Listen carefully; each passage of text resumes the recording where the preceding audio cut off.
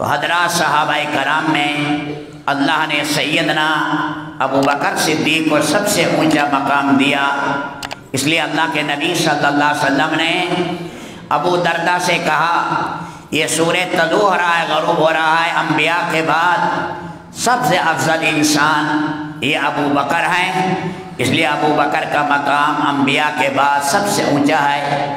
تمام اہل سنت والجماعت یہ سارے کہتے ہیں انبیاء کے بعد سب سے اونچا مقام سیدنا ابو بکر صدیق رضی اللہ تعالیٰ عنہ کا ہے۔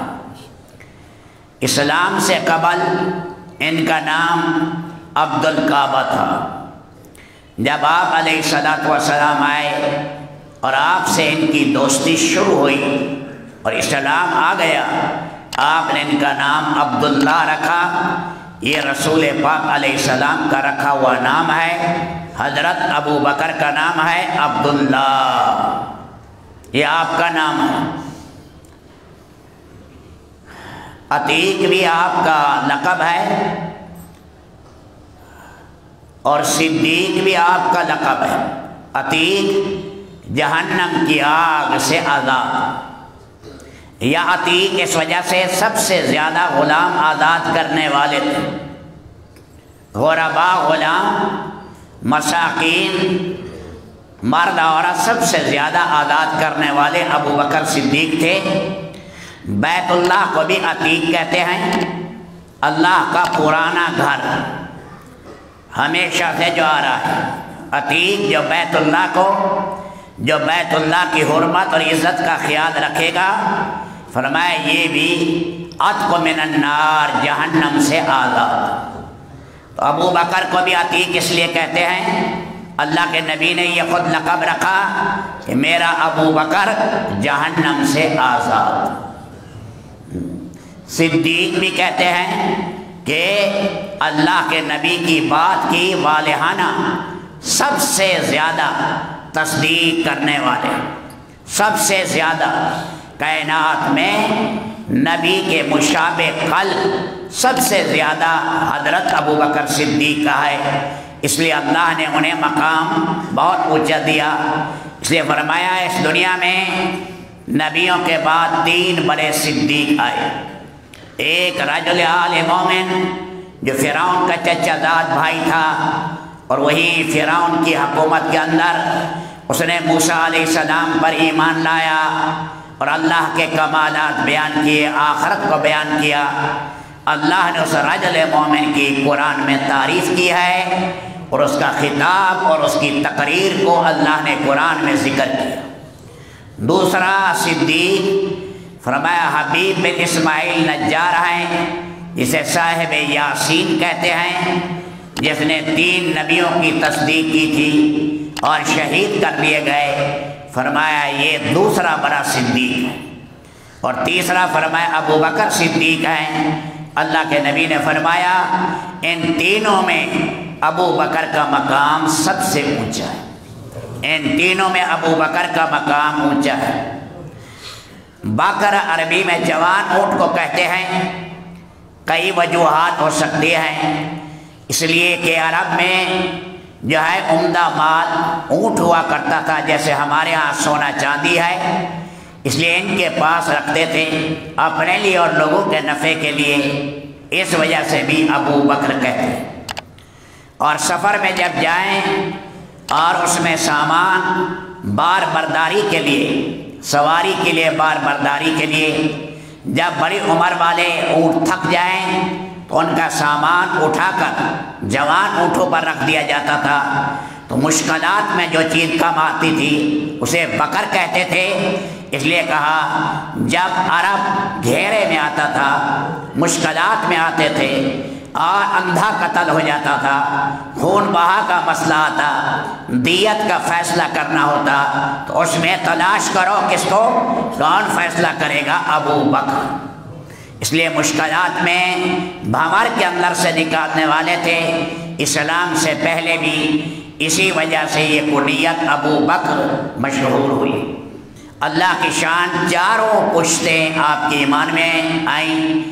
آپ کا ابا بھی صحابی، آپ کا ابا ابو قحافہ عثمان ابن عامر بھی صحابی بنا، آپ کی اماں سلمہ بھی صحابی بنی، آپ کی بیوی اور اولاد بھی صحابی بنی، پوتے اور پوتیاں نواسے اور نواسیاں بھی صحابی بنی، چاروں اللہ کے نشان، یہ چار پشتیں صحابی بنی۔ یہ اللہ نے شرف کائنات میں اللہ پاک نے سیدنا ابو بکر صدیق کو اللہ نے عطا کیا تھا۔ یہ تقریباً جماد الثانی جیم پر پیش پڑھتے ہیں، جماد الثانیہ بھی پڑھتے ہیں، ثانی بھی۔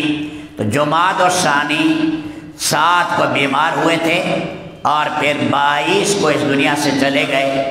آج ہی یعنی 22 ہے، اس دنیا سے وہ جانے کا دن ہے، تاریخ ہے جس میں ابو بکر صدیق کا انتقال ہوا۔ اس لیے کہا اگر اللہ کے نبی کے بعد وہ نہ ہوتے دین کا سنبھالنا مشکل تھا۔ دین میں ایک آپ کے جانے کے بعد ایک زلزلہ آیا اور فتنے آئے، اس موقع پر تنہ تنہا جس نے اسلام کو سنبھالا اور اسے صحیح رخ پر پھر ڈالا اور پھر ایسے محنت کی جیسے آقا علیہ السلام نے کی، تو یہ اللہ نے ابو بکر سے کہا گیا، فرمایا ایسے حالات آ گئے جیسے سخت بارش میں بکریاں وہ ہے بارش کے اندر بھیگ جائیں، کوئی راستہ نظر نہ آئے، اس لیے مختلف قبائل ارتداد کی طرف آئے، اور ایک ابو بکر تھے جو تنہ تنہا کھڑے ہوئے اور اسلام کو اپنی اصل شکل میں دوبارہ لائے۔ اس لیے سیدنا عمر بن خطاب کہا کرتے تھے میری ساری زندگی کی نیکیاں لے لے جائیں، کاش ایک دن اور ایک رات ابو بکر اپنی نیکیاں مجھے دے دے تو میں اس پر تیار ہوں۔ رات وہ ہے جو انہوں نے اللہ کے نبی کے ساتھ غار ثور میں گزاری، جس پر انہیں صحابی کا لقب دیا۔ کسی کے بارے میں قرآن نے صحابی نہیں بولا، اذ یقول لصاحبہ، ابو بکر کے لیے کہا گیا۔ اس لیے علماء کہتے ہیں جس کی صحابیت کا انکار کرے وہ اسلام میں نہیں رہ سکتا، اس لیے کہ وہ قرآن کی نص سے قطعی کا منکر بن گیا۔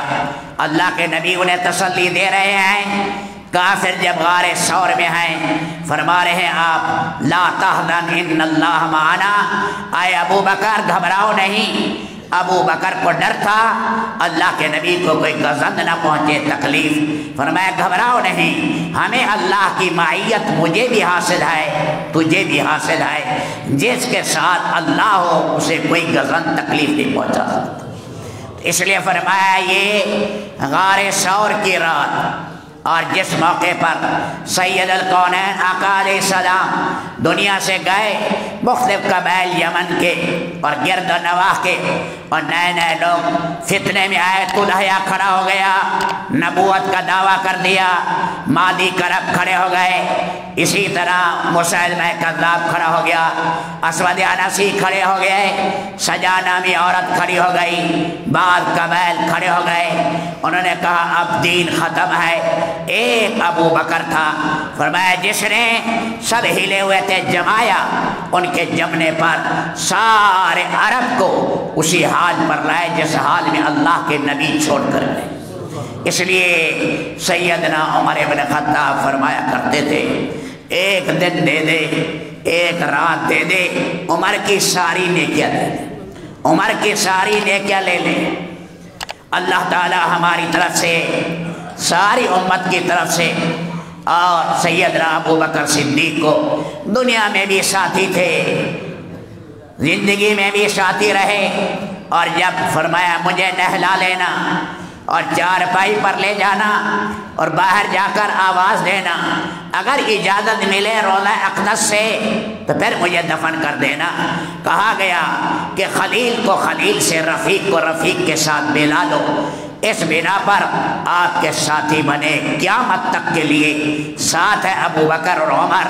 اللہ کی عربہ، ریت کے ذرات، بارش کے قطرات، سمندر کی لہریں، ستاروں کی کہکشاؤں کی تعداد، انسانی، حیوانی اور مخلوقات کے جتنی بھی تعداد ہے، اس سے زیادہ رب العالمین سید الکونین اور آپ کے دونوں ساتھیوں کو ہماری طرف سے جزا عطا فرمائے۔